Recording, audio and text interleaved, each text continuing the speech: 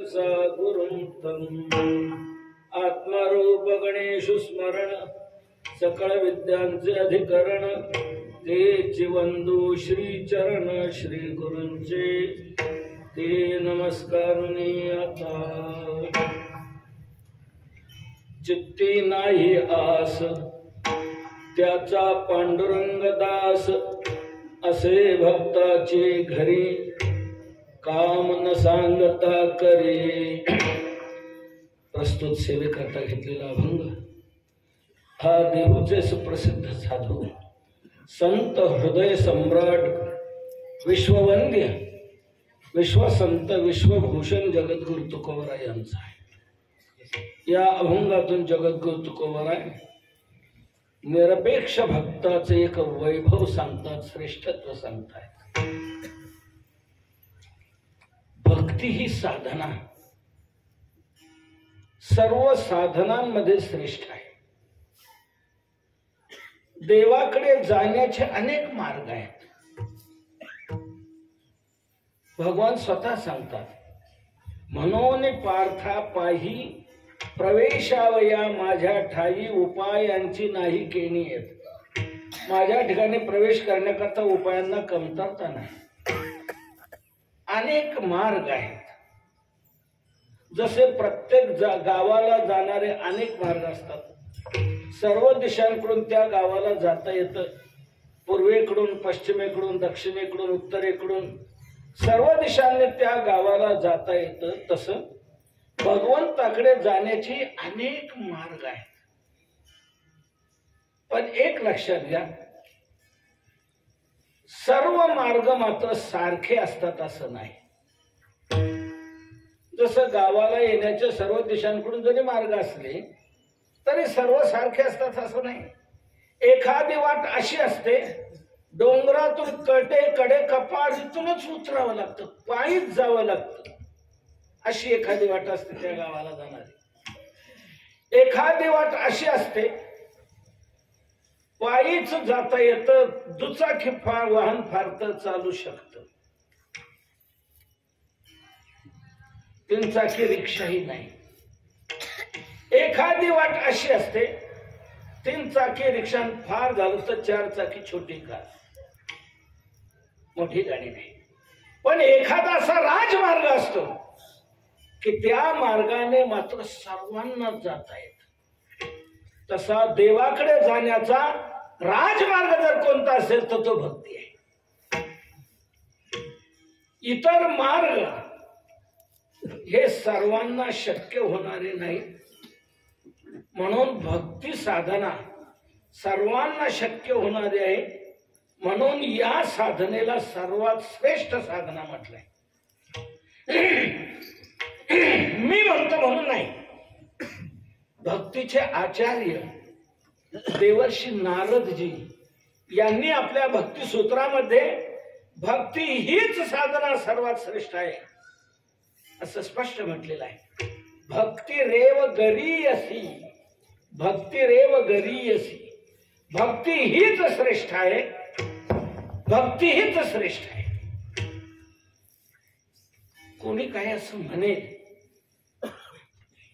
किरकोळ साधनापेक्षा भक्ती श्रेष्ठ असेल, पण कर्मज्ञान योग अधिकरण जी श्रेष्ठ साधना आहे त्याच्यापेक्षा श्रेष्ठ असेल का? तर देवर्षी नारदजी म्हणतात, हो हो हो, त्या सर्व साधनापेक्षा भक्ती श्रेष्ठ आहे। साच कर्म ज्ञान योगेभ्योप्यधिकतरा गरीयसी, कर्म ज्ञान योगेभ्य अपि अधिकतरा गरीयसी। कर्मापेक्षाही ज्ञानापेक्षाही योगापेक्षाही श्रेष्ठ आहे। का? तर कर्म साधना, ज्ञान साधना, योग साधना ही सर्वांना शक्य होणारी नाही। भक्ती साधना सर्वात श्रेष्ठ का? तर ही सर्वांना शक्य होणारी आहे म्हणून। इतर साधना सर्वांना शक्य होणाऱ्या नाहीत। कर्म मार्ग घ्या, कर्म मार्ग देखील सर्वांना शक्य होणारा नाही. का नाही? मुळात नेमकं कर्म काय करायचं हेच कळत नाही.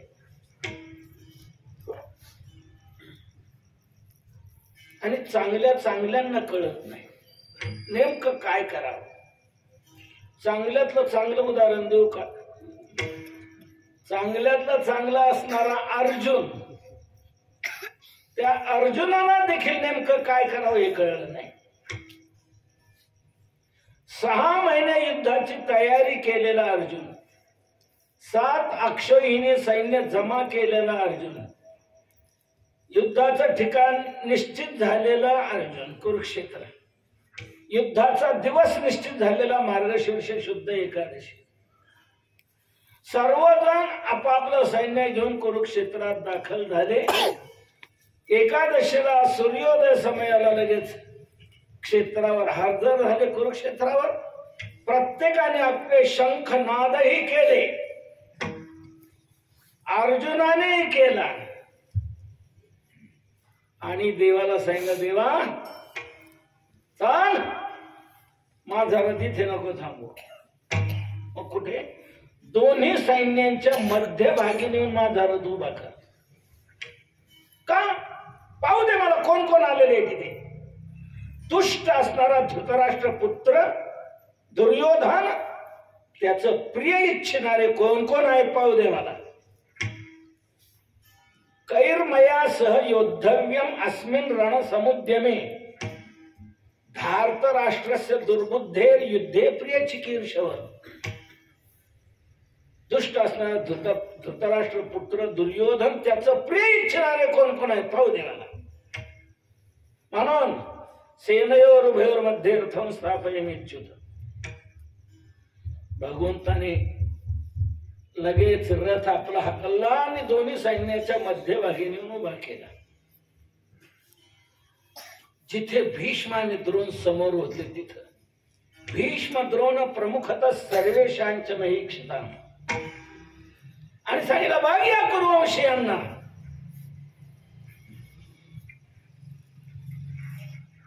अर्जुनाने ते पाहिलं,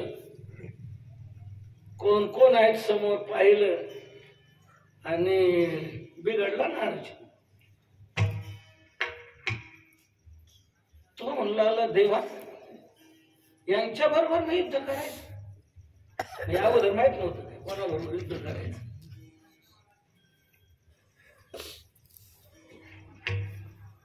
हे तर कोण आहेत माझे?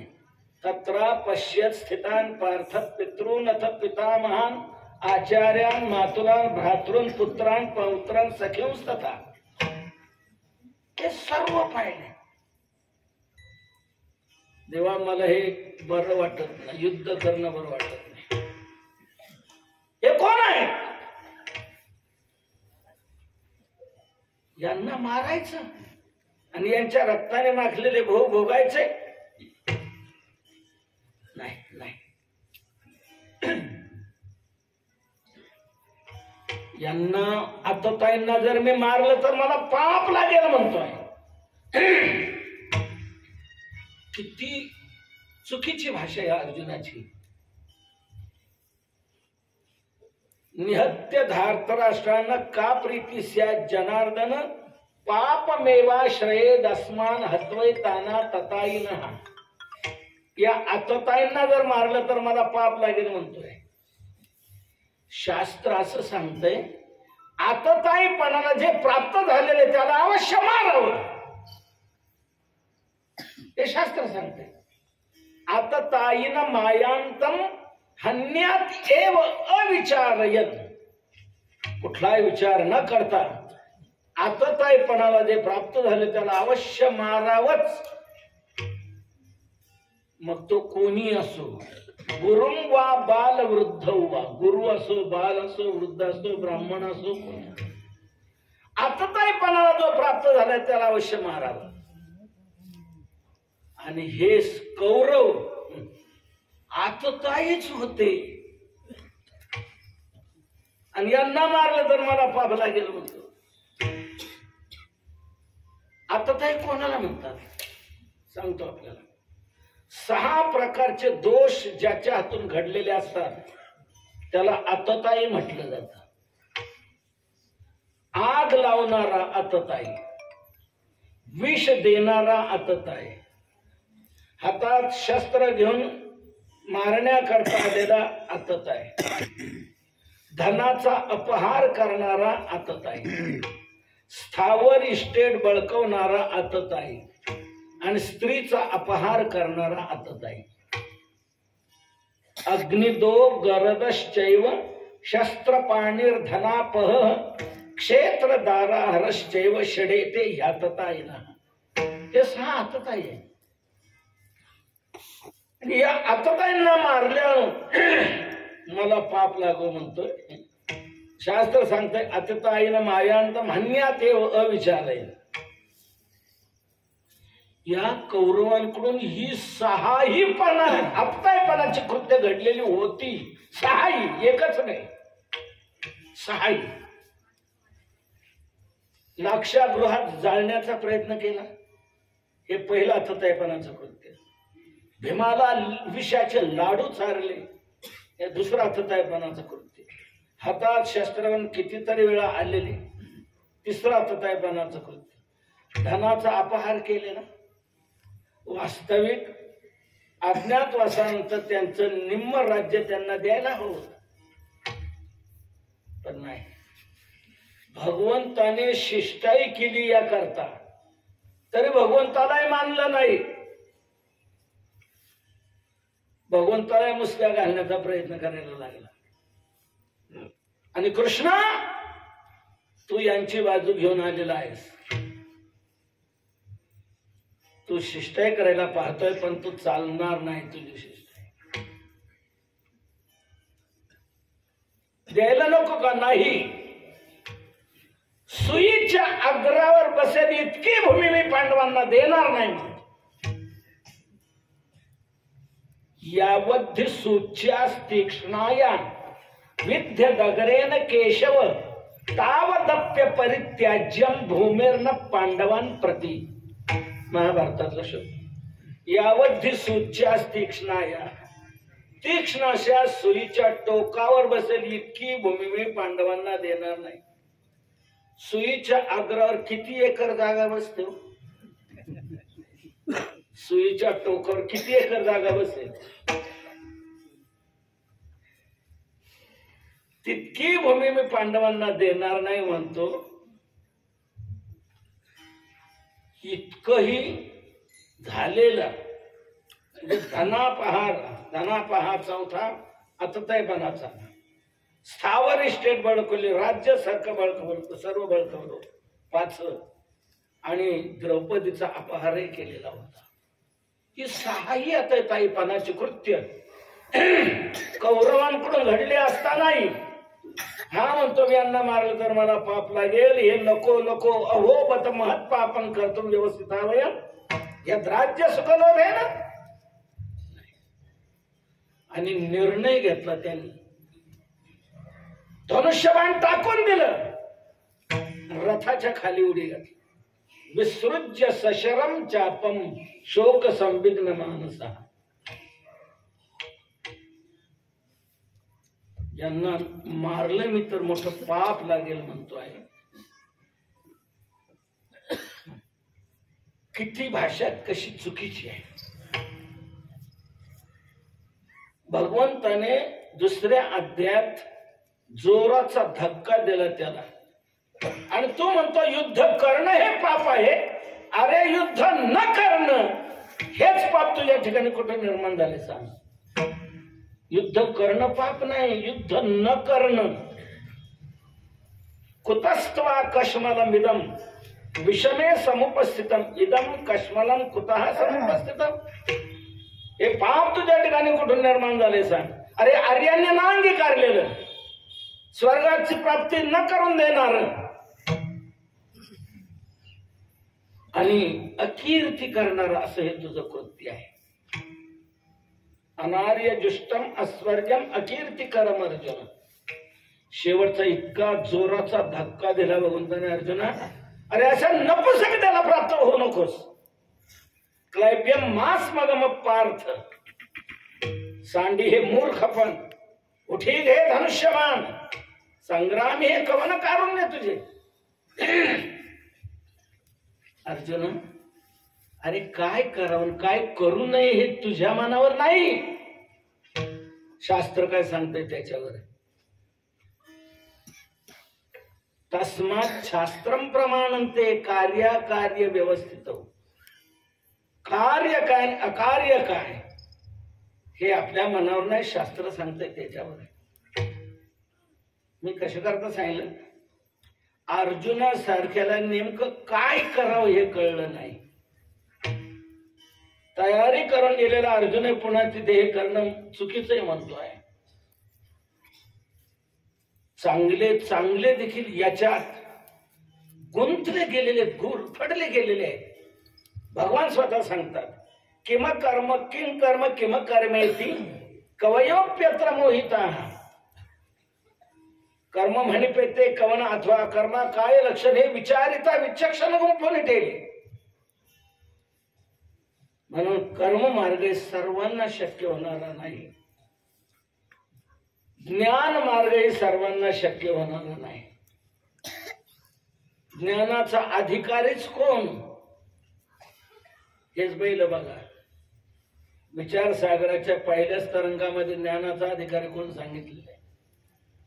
ज्या पुरुषाने या जन्मी किंवा पूर्वजन्मी निष्काम कर्माने उपासना करून आपले मन आणि विक्षेप दोष घालवलेले आहेत, राहिलेले स्वस्वरूपाचा आवरण घालवण्याकरता जो साधन चतुष्टय संपन्न आहे तो ज्ञानाचा अधिकारी. आता असे साधन चतुष्टय संपन्न किती सापडतील. साधन चतुष्टय म्हणजे विवेक, वैराग्य, समाधी, षटकान, मोक्ष. साधक काय खावं याचा विवेक माणसाजवळ राहिला नाही. काही खातात, काही पितात, तर नित्यानित्य वस्तू विवेक कुठला. भगवंताने त्यावेळेला 5000 वर्षापूर्वी ही भाषा वापरली. मनुष्यानाम सहस्रेषु कश्चित यतति सिद्धई. कश्चित हजारो मध्ये एखादा. सहस्रेषु सहस्रनामाचं सप्तमीचं वचन आहे. एका हजारामध्ये नाही, अनेक हजारांमध्ये एखादा.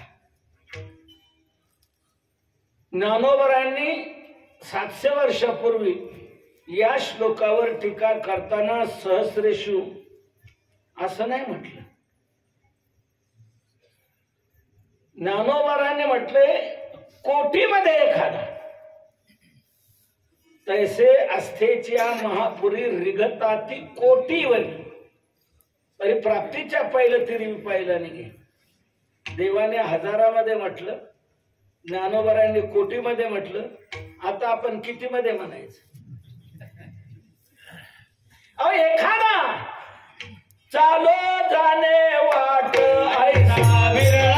एखादा चालो जाणे वाट ऐसा विरळा. एखादा चालो जाणे वाट ऐसा विरळा. एखादा चालो जाणे वाट ऐसा विरळा.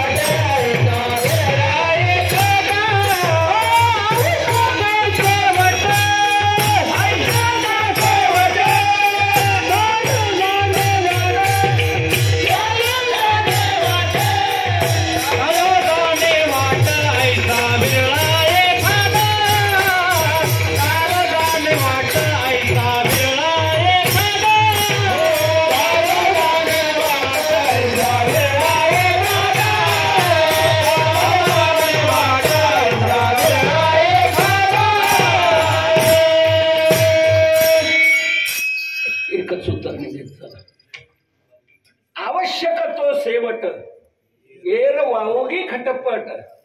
चालो जाणे वाट ऐसा विरळा. एखादा विरळा म्हटले.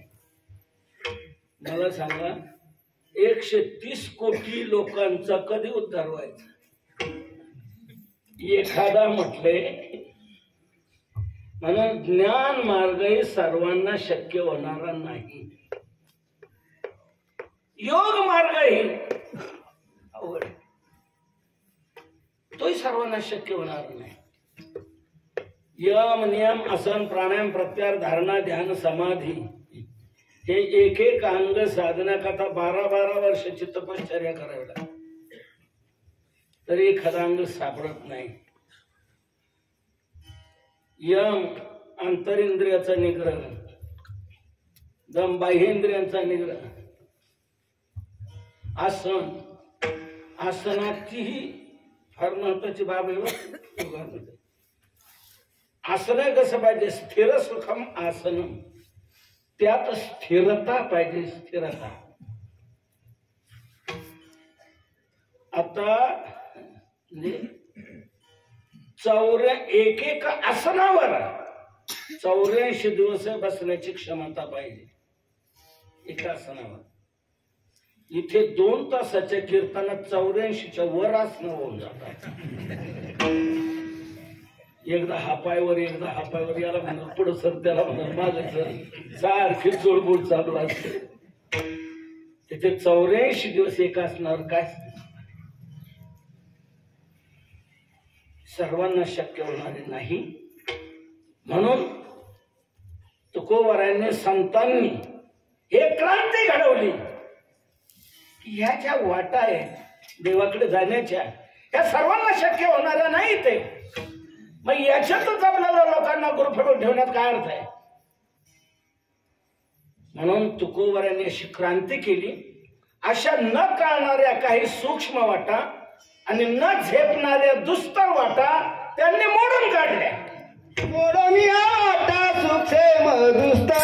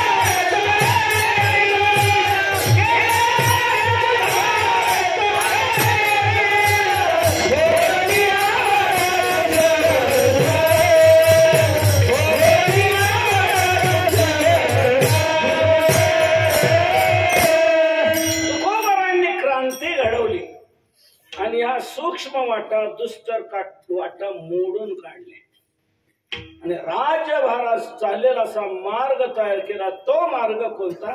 भक्ती मार्ग. तुकोबारा म्हणतात याच मार्गाचा प्रचार प्रसार आम्ही करणार, डांगोरा पिटणार. पिटू भक्तीचा काही काळाशी दरारा.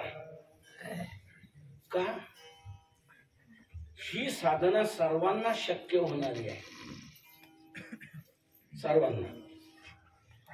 लहान मुलं करू शकतात. बघा आता किती लहान मुलं मोठ्या शांततेत बसलेली आहे. लहान मुलं करू शकतात, वृद्ध करू शकतात, माता भगिनी करू शकतात, व्याधीने जर्जर झालेले करू शकतात. कोणीही ही भक्ती करू शकत. म्हणून तुकोबारायांनी हाक मारली, या लहानाचा कमळ लहान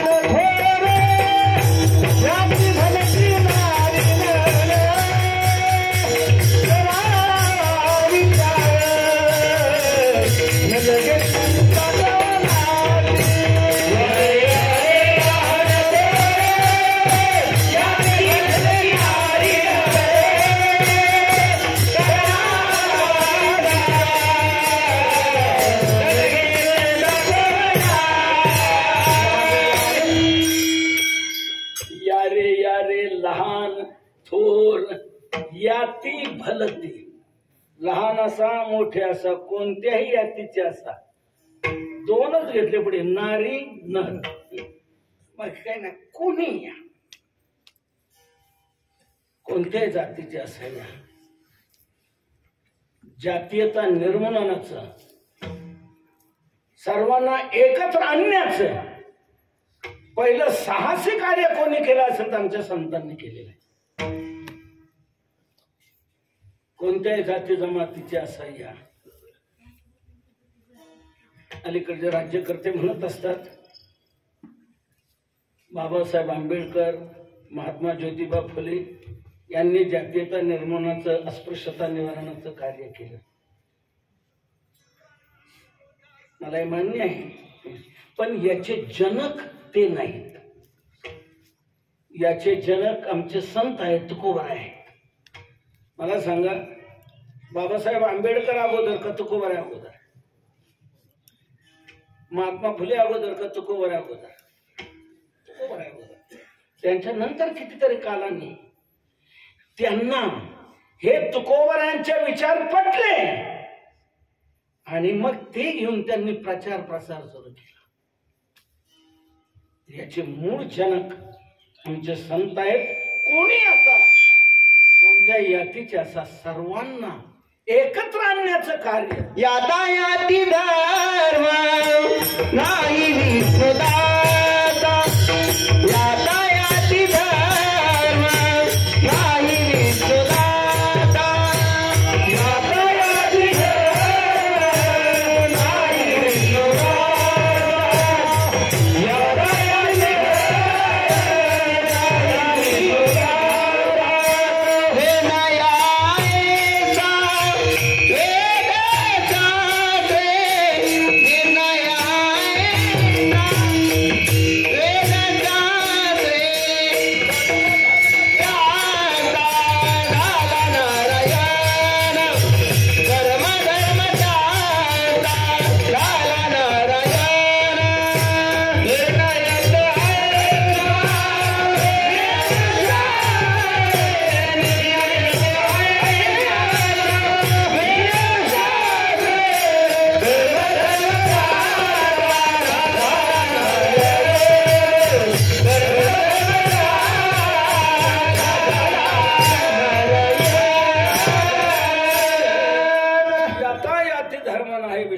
तुका म्हणे नाही जाती सवे काम.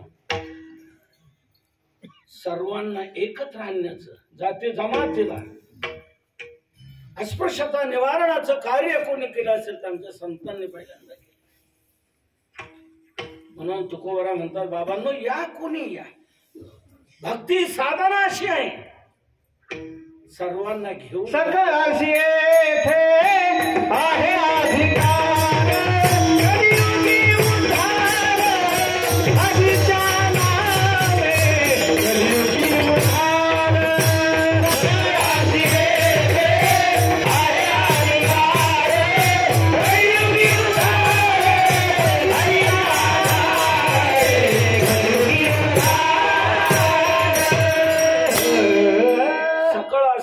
अधिकार, सर्वांनी निवडा निवड नाही. अशी भक्ती साधना, जशी आई आपला मुलगा कसाही असो, आंधळा का असेना, पांगळा का असेना, मुका का असेना, अगर अनर्गळ का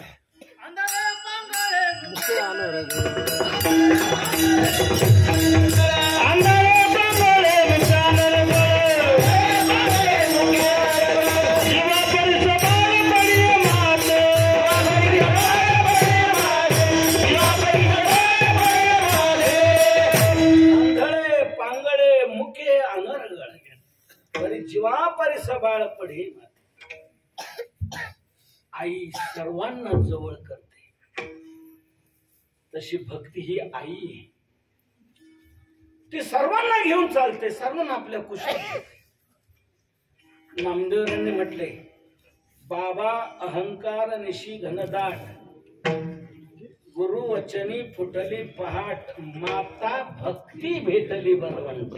माता भक्ती, भक्ती माता आहे, आई आहे, सर्वांना घेऊन चालणारी आहे.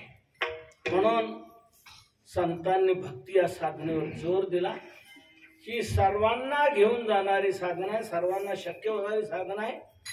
आणि दुसरं या साधनेचं वैशिष्ट्य असं आहे, हे हमीची आहे, खात्रीची आहे. इतर साधनं खात्रीची नाही. त्या साधनाने नक्की मुक्कामाला पोहोचेलच असं नाही. ती साधनं कुठं नेऊन घालतील हे सांगता येत नाही. साधने घाली ती काळाची मुखी, गर्भवास सेखी न चुकते. काळाच्या जबड्यात घालणारी ही साधन आहे. पण काळाच्या जबड्यातून सोडवणार प्रभावी साधन म्हणजे भक्ती आहे.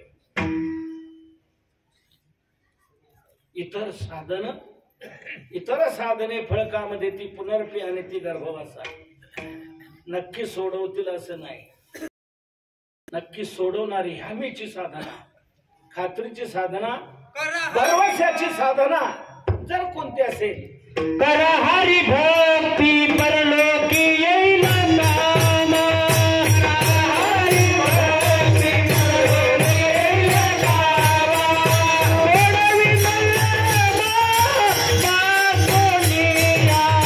सोडवी नयमा पातोनिया,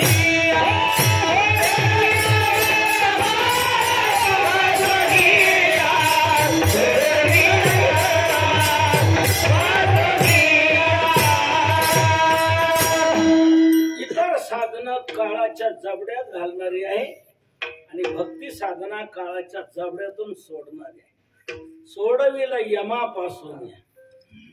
यमापासून सोडवणारी ही साधना आहे, खात्रीची आहे. तुका म्हणे तुम्ही चला ह्याची वाटे, पांडुरंग भेटे भरवसेनी, भरवशाचं साधन. इतर साधना भरवशाची नाहीत. मला असं वाटतं माणसामध्ये दोन प्रकार करता येतात. काही माणसं भरवशाची असतात आणि काही भरवशाची नसतात. का रे ते हाराचं काम कोणाला सांगितलंय? म्हणे आमक्याला सांगितलं. काय माणूस मी म्हटलं तू?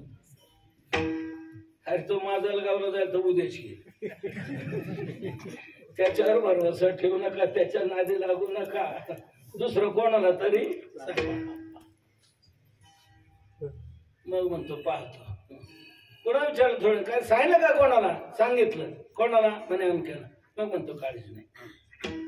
तो माणूस त्याच्यावर जबाबदारी टाकली का तो पार पाडणार म्हणजे पाडणारच. शेंडी तुटो का पारण करणार म्हणजे करणार. भरवशाचा तो आहे. काय काय कीर्तनकार ते दोन प्रकार करायला हरकत नाही. काही भरवशाचे काय भरवशाचे नाही. येईल तेव्हा खरं काही तसं देवाकडे जाण्याचे जे अनेक मार्ग आहेत त्यापैकी खात्रीचा मार्ग, हमीचा मार्ग, भरवशाचा मार्ग म्हणजे भक्ती आहे. तरले तरते रामकृष्ण कथा दिंडी भोजा, रामकृष्ण कथा दिंडी भोजा, रामकृष्ण कथा दिंडी भोजा. गोमटे वैकुंठेची जाता, रामकृष्ण कथा दिंडी भोजा, रामकृष्ण कथा दिंडी भोजा, रामकृष्ण कथा दिंडी भोजा. वाट गोमटी वैकुंठ असेल जाता रामकृष्ण कथा दिंडी भोजा. ही वाट भरवशाची आहे, खात्रीची आहे. तरले तरते हा भरवसा, नामधारकाचा ठसा. भरवशाचं खात्रीचं साधने भक्ती आहे. म्हणून तुकोबरांनी गावोगाव प्रचार दौरा करून या साधनावर जोर दिला. भक्ती करा, भक्ती करा, भक्ती करा. महाराज ठीक आहे, भक्ती करायची म्हणजे नेमकी कशी करायला पाहिजे? त्याच्यात काही अडचणी काही आहेत का? किंवा त्याच्यात काही नियम वगैरे आहेत का? काही बंधन आहेत का? बंधन नाही, पण नियम काही आहेत. नियम काय आहेत म्हणजे काय? कोणतंही साधन घ्या, कोणतंही साधन घ्या, ते सदोष होता कामा नये. निर्दोष झालं पाहिजे. नियम तर पाहिजेच. सदोष साधना कधीच अपेक्षित साध्याच्या प्राप्तीला पोहोचू शकत नाही. निर्दोष पाहिजे. साधं साधं सांगतो तुम्हाला. जर आपल्याला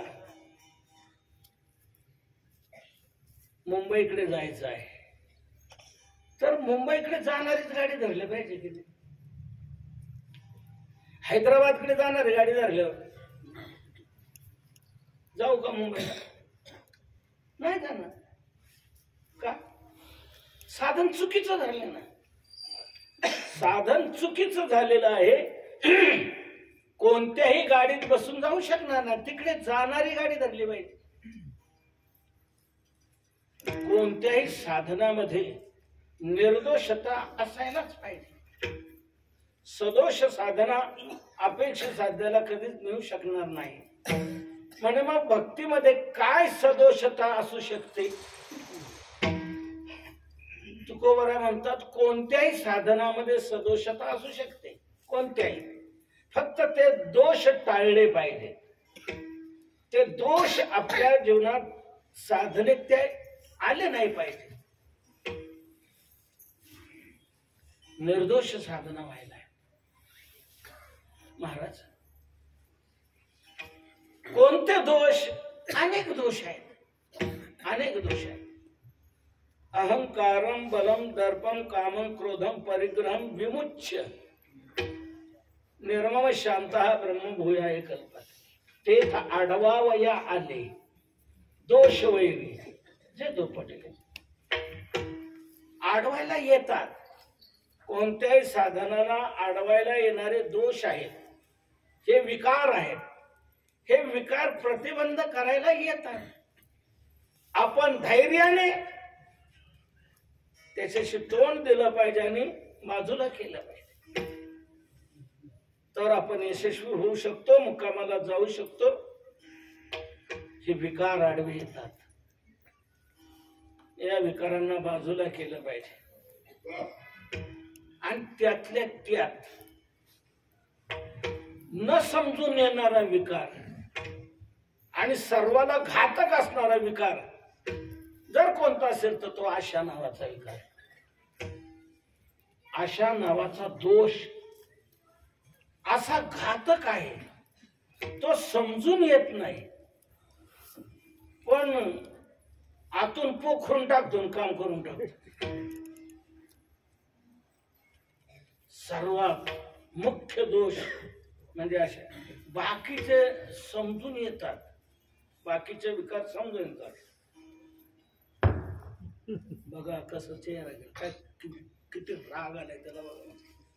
म्हणजे लगेच चेहऱ्यावर रागाचा भाव उमटलाय की नाही. कसा राग आलाय त्याला, कसा पाहत होतो. म्हणजे क्रोध झटकन समजला गेला, लगेच समजला गेला. पण आशा नावाचा विकार लगेच समजत नाही. आशा सर्व बाजूने घात करणार आहे. घात करणार. मी नाही म्हणत. नाथ महाराजांनी म्हटले भागवतामध्ये आशा ही परमम दुःखम नैराश्यम परमम सुखम. या श्लोकावर विवरण करत असताना नाथ महाराजांनी सांगितलंय आशा तेथ नाही सुख, आशेपासी परम दुःख, आशा सर्वासी बाधक, मुख्य दोष ते आशा. मुख्य दोष ते आशा सर्वासी बाधक. कोणत्याही साधनाला बाधा आणणारी ही आशा आहे. कशी मी पुढे सांगतो आपल्याला. सर्वाला बाधक आहे. सर्वात मुख्य दोष हा आशा आहे. म्हणून जपून हिला शिरू नाही दिलं पाहिजे. शिरली तर लगेच बाजूला केलं पाहिजे, काढलं पाहिजे. तरच तुम्ही परमार्थामध्ये भक्तीमध्ये यशस्वी व्हाल. हिला सांभाळून चाला, पाहून चाला, बाजूला करा. हिच्या नादी लागलात, हिच्या मागे गेलात की तुम्ही तुमच्या सर्वस्वाला मुकाल. सर्वस्वाला मुकाल.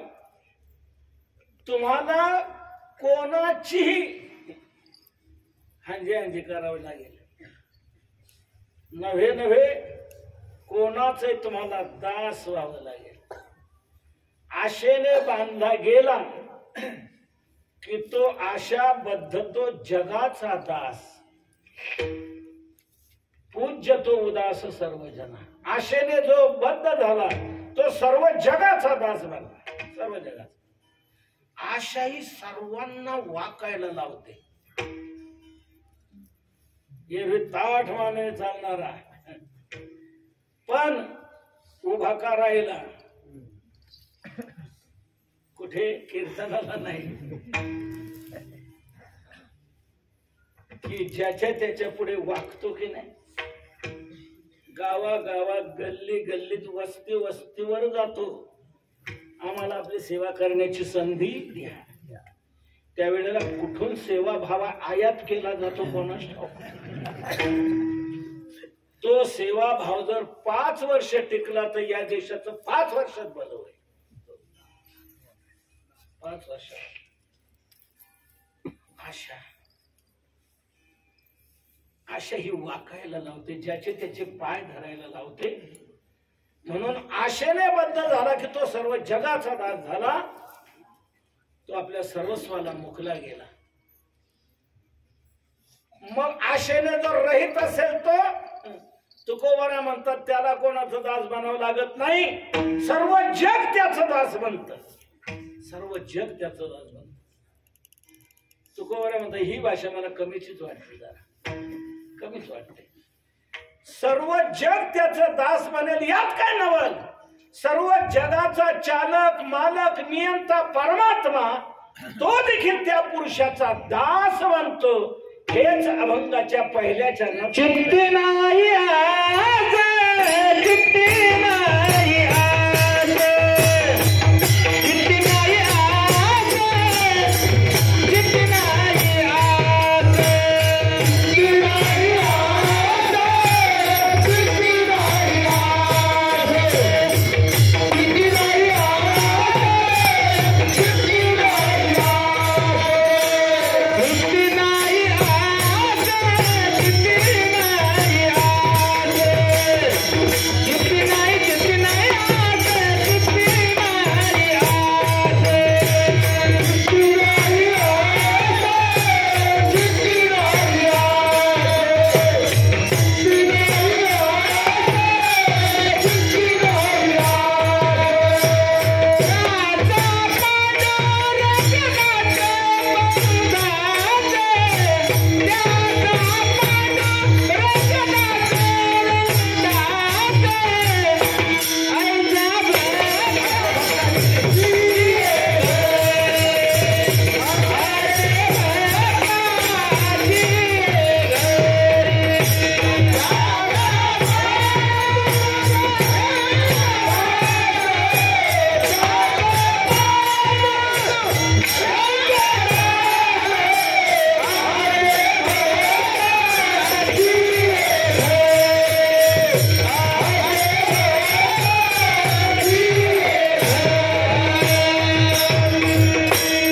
तुकोबारा म्हणतात ज्याच्या चित्तात आस नाही आशा नाही त्याला कोणाचं दास तर बनावं लागत नाहीच नाही. सर्व जग त्याचं दास बनत. जगच दास बनेल यात काय नवल. तुकोबारा म्हणतात जगाचा नियंता चालक मालक परमात्मा तो देखील त्या पुरुषाचा दास बनतो. त्याचा पांडुरंग दास. पांडुरंग परमात्मा हा त्याचा दास बनतो. कोणाचा. चित्ती नाही आस त्याचा. ज्याच्या चित्तात आस नाही आशा नाही कसली नाही कसलीच नाही कसलीच नाही. तन मन धन दिले पुरुषोत्तमा आशा नाही कवनाची. तुका म्हणे तो परिसावनी आगळा काय महिमा वरून त्याची. कसलीच आशा नाही. असा निरपेक्ष आशा रहित जो भक्त आहे त्या भक्ताचा पांडुरंग परमात्मा दास बनतो. त्याचा पांडुरंग दास. आशा ही अजिबात शिरू देऊ नये. कशालाही बाधकच करते, कशालाही बाध आणते, अशा सर्वांशी बाधक म्हणते नाथ महाराजांनी. कोणत्याही बाजूने जा आशा तिथे घात करते. एक जण म्हणून लागला, महाराज माझ्या डोक्यात एक आले, काय गोसावी व्हावं.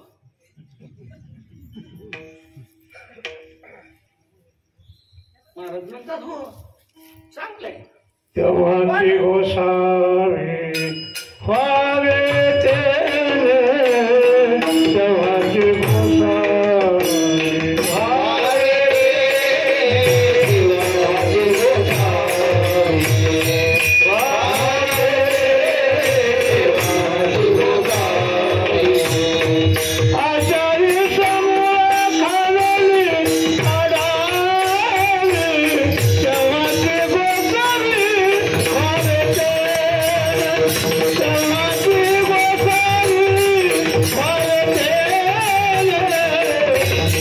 तेव्हाची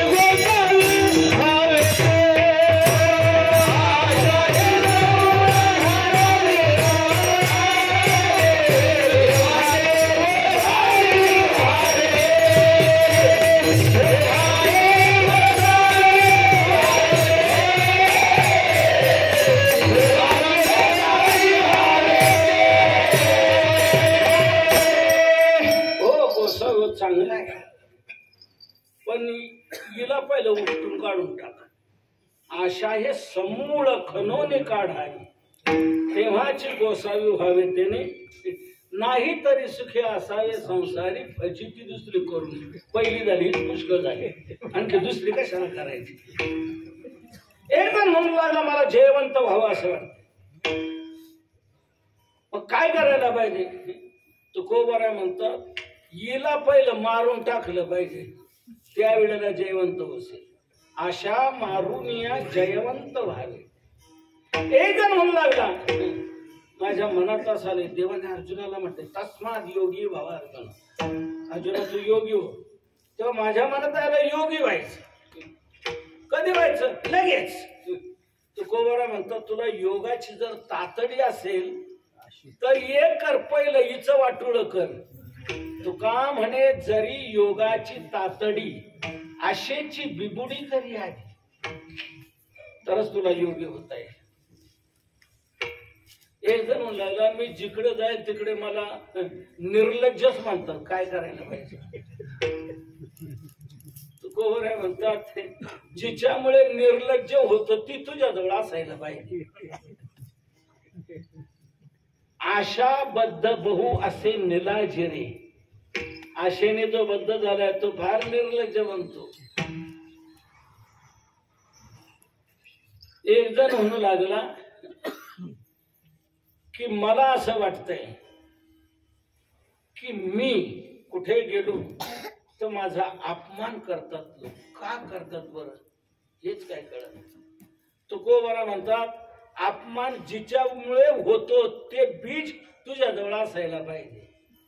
आशा तृष्णा माया अपमानाचे बीज हे अपमानाचं बीज आहे.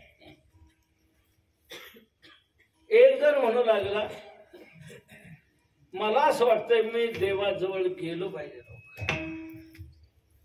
काय करावं. तुकोबाराय म्हणतात जिच्यामुळे अंतर पडतंय देवाशी ती जवळ ठेवू नको. ती जवळ आली का देवापासून तू दूर झाला. तुका म्हणे देव अंतरे यामुळे आशा मोह जाळे गुंतलिया. एक जण म्हणू लागला सर्वांना एक जे वाटतंय मला ते वाटत नाही तसं, पण काही वेळेला लोक म्हणतात की मोक्ष दुराराध्य केर होईल, तसाच देव देखील असाध्य असा आहे असं म्हटलं जात.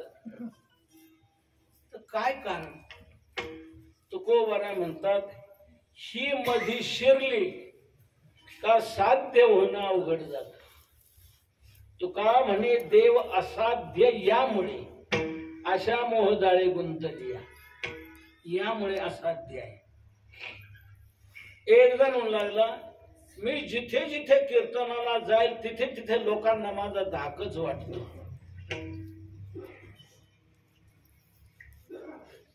काय काय कारण? तुकोबरा म्हणतात धाक वाटण्याचं कारण तुझ्याजवळ असायला पाहिजे. इने जो बद्ध झालेला आहे त्याचा सर्व श्रोत्यांना धाक वाटतोच. अशा बज वक्ता वक्ता झाक श्रोत्याच्या चित्ता झाक श्रोत्याच्या चित्ता झाक श्रोत्याच्या चित्ता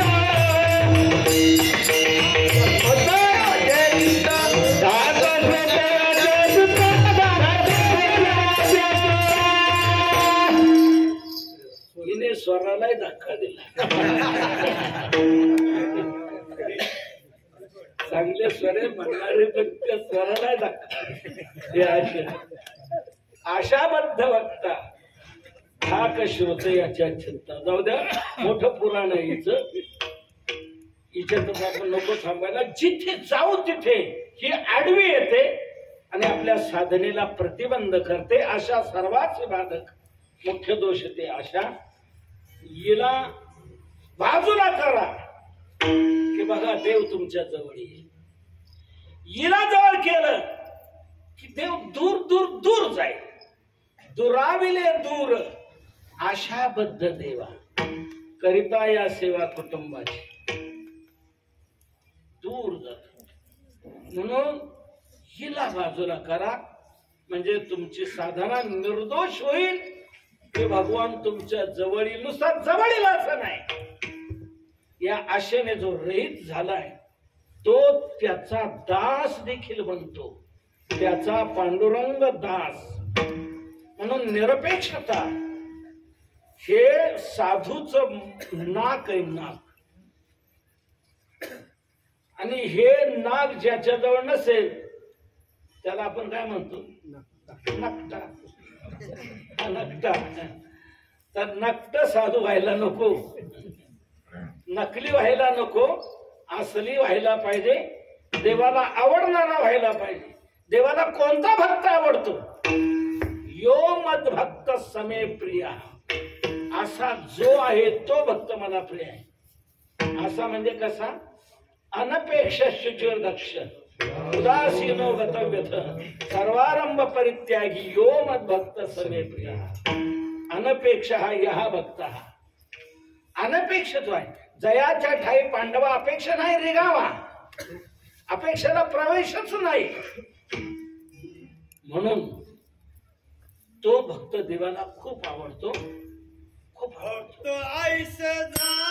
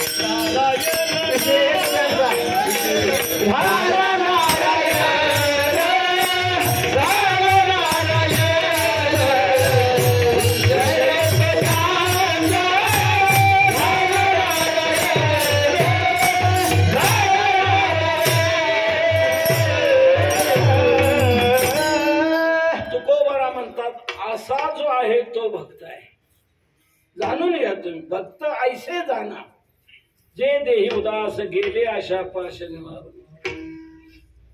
असा निरपेक्ष भक्त. निरपेक्षता हेच नाक तेने विनते निर्नासिक. भागवतात म्हटलेलं आहे निरपेक्षम मनिम शांतम निर्वैरम समदर्शनम अनुव्रजाम्यहम नित्यम पूयेत्यंघ्री रेणुभी. निरपेक्षता हा पहिला महत्वाचा गुण आहे साधू. म्हणून ती निरपेक्षता पाहून भगवान देखील त्याचा दास बनतो. भगवान दास होतोय, त्याचा पांडुरंग दास. का दास कोण कोणाचा होतो? ज्याच्यात कमतरता असते तो जो संपन्न असेल त्याचा सेवक बनतो, नोकर बनतो. मग भक्त हे भगवंतापेक्षा श्रेष्ठ झाले का? तर हो. का?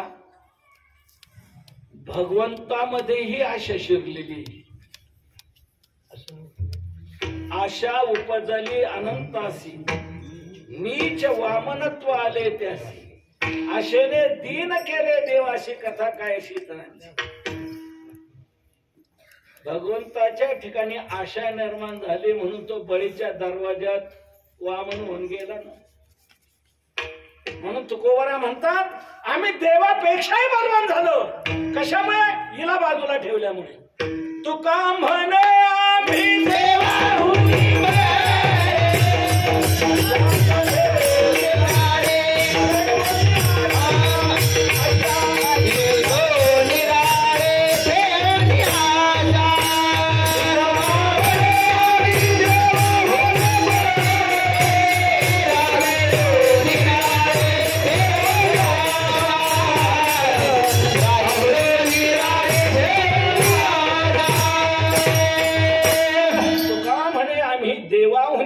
झालो. हे निराळी ठेवून आशा, हे आशा निराळी ठेवून आम्ही देवाहुनी बळी झालो. हिला बाजूला टिकेला आम्ही आणि आम्ही देवापेक्षाही बलवान बनलेलो आहोत. देवाहुनी बळी. म्हणून परमात्मा त्यांचा दास बनतो, त्याचा पांडुरंग दास. निरपेक्षता ही अतिशय महत्वाची साधन आहे.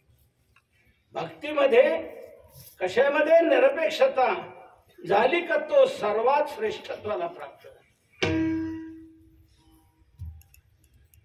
म्हणून तुकोबाराय म्हणतात असा निष्काम भक्त जो आहे, निरपेक्ष जो भक्त आहे, पांडुरंग परमात्मा त्याचा दास बनतो, त्याचा पांडुरंग दास. त्याला दास होण्याची काहीच लाज वाटत नाही. भक्ताचं कोणतंही दास्यत्व तो स्वीकारतो. ते दास्यत्व तो कशा प्रकारे करतो तर त्या दास्यत्वाचा प्रकार तुकोबाराय अभंगाच्या दुसऱ्या